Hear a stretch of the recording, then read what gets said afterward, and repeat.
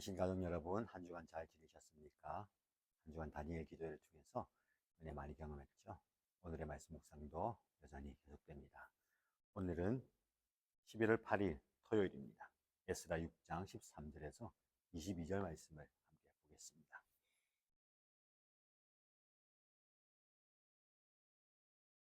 에스라 6장 13절에서 22절 말씀 같이 읽겠습니다. 그래서 유프라테스 서쪽 지방의 다텐의 총독과 스달보스네와 동료 관리들은 다리우스 왕이 내린 조서에 지시한 대로 신속하게 처리하였다. 밖에 예언자와 이또의 아들 스가랴가 성전 공사를 격려하였다. 유다의 원로들은 계속하여 성전을 지었고 공사는 순조롭게 진행되었다. 그들은 이스라엘의 하나님의 명과 페르시아 왕 고레스와 다리우스와 아닥사스다의 칙령을 따라서 성전 짓는 일을 끝낼 수 있었다.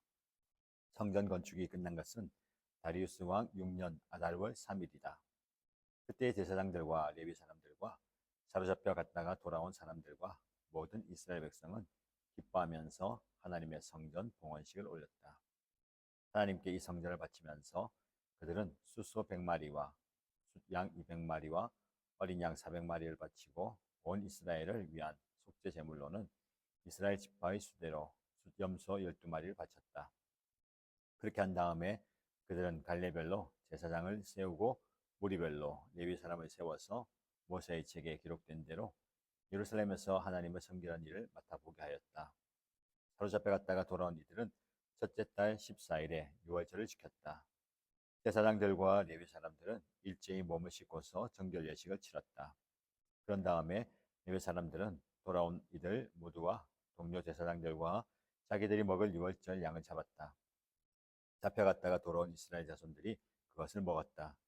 그 땅에 살던 이방 사람들에게서 부정을 탔다가 그 부정을 떨어버리고 주 이스라엘의 하나님을 찾아온 이들도 그들과 함께 유월절 양고기를 먹었다. 그들은 이래 동안 무교절을 즐겁게 지켰다. 주님께서 아시리아 왕의 마음을 돌이켜서 그들에게 호의를 베풀도록 하셨으므로 그들은 힘을 얻었다. 그들은 주 이스라엘의 하나님이신 하나님의 성전을 다시 지을 수 있었으므로 한없이 기뻤다.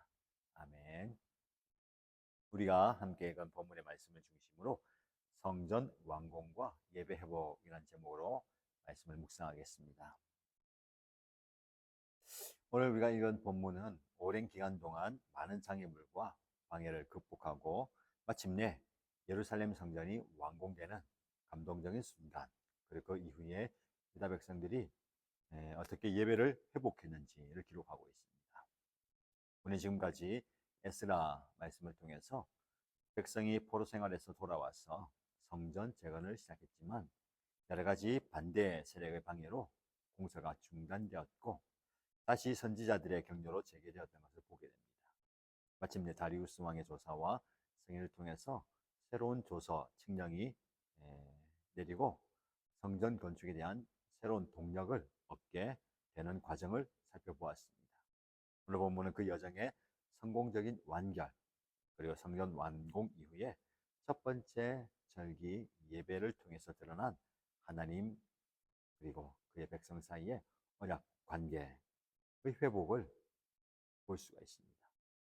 이 말씀을 통해서 저와 여러분들이 하나님의 신실하심 그리고 예배의 본질, 하나님과의 관계 회복이 가져오는 기쁨에 대한 중요한 통찰을 얻게 되기를 바랍니다. 13절에서 18절 말씀 보시면 다리우스 왕의 명령을 받은 지방 관리들이 조서에 지시된 대로 신속하게 정성껏 성전 재건을 진행하는 것을 보게 됩니다.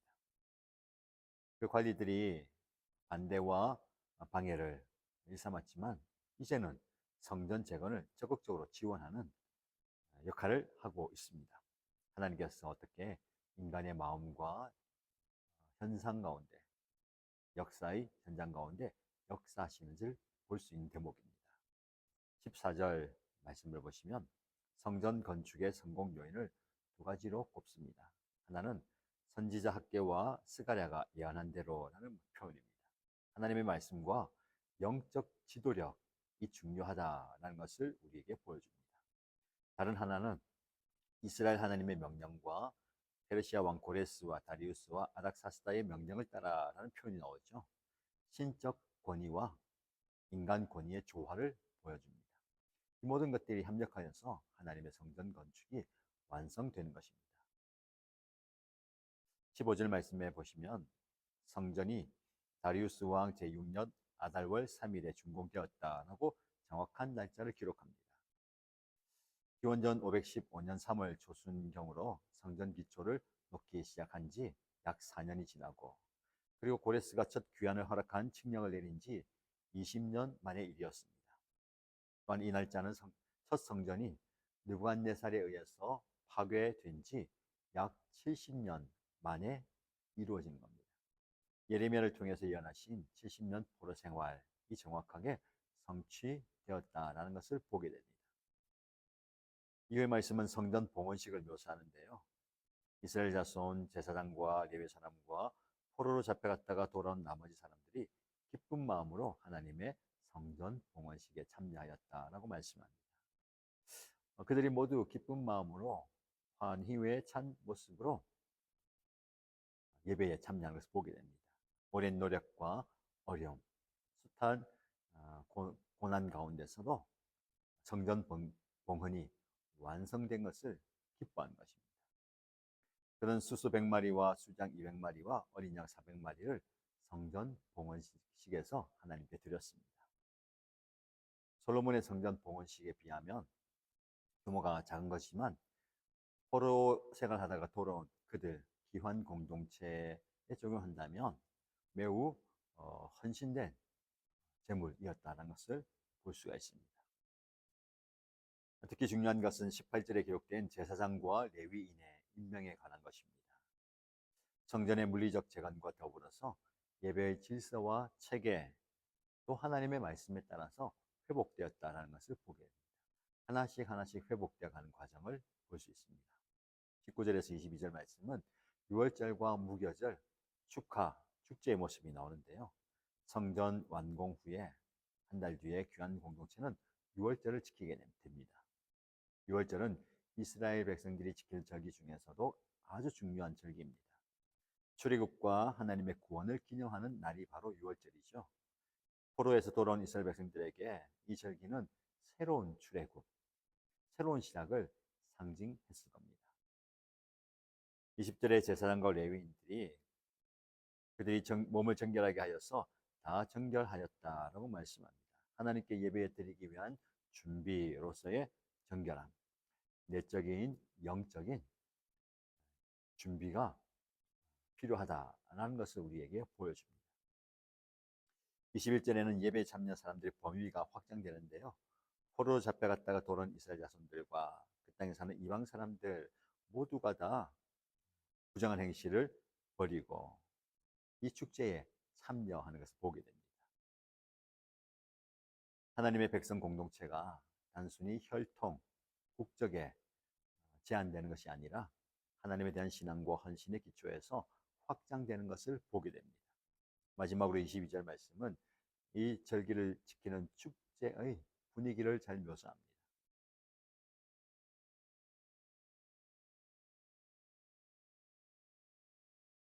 주 이스라엘의 하나님이신 하나님의 성전을 다시 지을 수 있었으므로 한없이 기뻤다. 그들은 하나님께서 호의를 베푸셨기 때문에 힘을 얻었다. 모두가 다 기뻐하고 환희에 찬 모습입니다. 모두가 즐거운 이 축제, 이유는 하나님께서 그들을 포로에서 돌아오게 하시고 약속하신 성전을 재건해 주셨다는 겁니다. 회복의 성취입니다. 저와 여러분에게도 이런 은혜가 있기를 축복합니다. 오늘 본문의 말씀을 통해서 우리가 얻게 되는 영적 교훈을 한번 살펴보겠습니다. 첫 번째, 하나님의 신실하심과 약속의 성취입니다. 에스라 말씀을 통해서 우리가 계속해서 보는 것은 하나님의 약속이 반드시 성취된다라는 겁니다. 때가 참에 하나님께서 그들을 포로에서 돌아오게 하시고 성전 재건이라는 약속을 성취시켜 주셨습니다. 그 과정은 결코 순탄하지 않았죠. 그렇지만 고난과 어려움과 방해와 박해가 있었다 한들 하나님의 약속은 반드시 이루어진다라는 겁니다. 여러분을 향한 하나님의 약속이 지연될 수 있고 더딜 수 있습니다. 그러나 결코 실패하지 않음을 믿으시기 바랍니다. 인간의 실패와 외부적인 방해에도 불구하고 하나님은 당신의 목적을 반드시 이루어 가십니다. 두 번째 중요한 영적 교훈은요, 참된 예배의 본질적인 요소들에 관한 것입니다. 성전 완공 이후에 이어진 봉헌식, 그리고 유월절 축하는 진정한 예배의 핵심 요소를 다 담고 있습니다. 무엇일까요? 예배는 하나님의 말씀에 근거해야 된다는 겁니다. 18절 말씀에 모세의 율법책에 기록된 대로 제사장과 레위인들을 임명했다라고 나오는데요. 예배가 인간의 창의성이나 문화적인 개인적인 취향과 선호에 따른 것이 아니라 하나님의 계시하신 말씀에 기초해서 이루어져야 된다는 겁니다. 두 번째, 예배는 정결함을 요구합니다. 제사장과 레위인들이 몸을 정결하게 하여서 다 정결하였다라고 말씀하죠. 우리가 하나님께 나아갈 때에 우리는 영적으로, 신적으로, 육적으로 정결해야 됩니다. 단순한 외적 의식이 아니라 마음의 정결함, 영의 정결함이 우리에게 요구됩니다. 그 다음에 예배는 포용적입니다. 21절 말씀에 포로에서 돌아온 이스라엘 백성뿐만 아니라 이방 사람들도 함께 음식을 먹고 즐거워하였다. 무엇을 의미합니까? 하나님의 백성됨은 제한되지 않습니다. 이방인이어도 모두에게 열려있다는 겁니다. 우리의 예배가 모두에게 열린 예배가 되어야 될 것입니다. 마지막으로 예배는 기쁨과 감사로 충만해야 됩니다. 기쁜 마음으로 예배를 드렸고 환호하면서 환희에 찬 모습이 오늘 본문에 나옵니다. 저와 여러분들의 예배가 참으로 기쁨이 넘치는 예배가 되면 좋겠습니다. 그리고 오늘 본문의 말씀을 통해서 우리가 얻게 되는 영적 교훈 세 번째는 공동체 정체성의 회복에 관한 것입니다.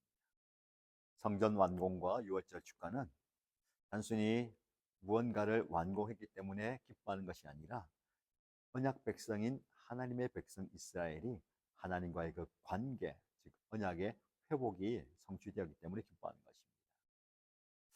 국가적 정체성의 기초가 되는 사건 무엇입니까? 출애굽 사건이죠.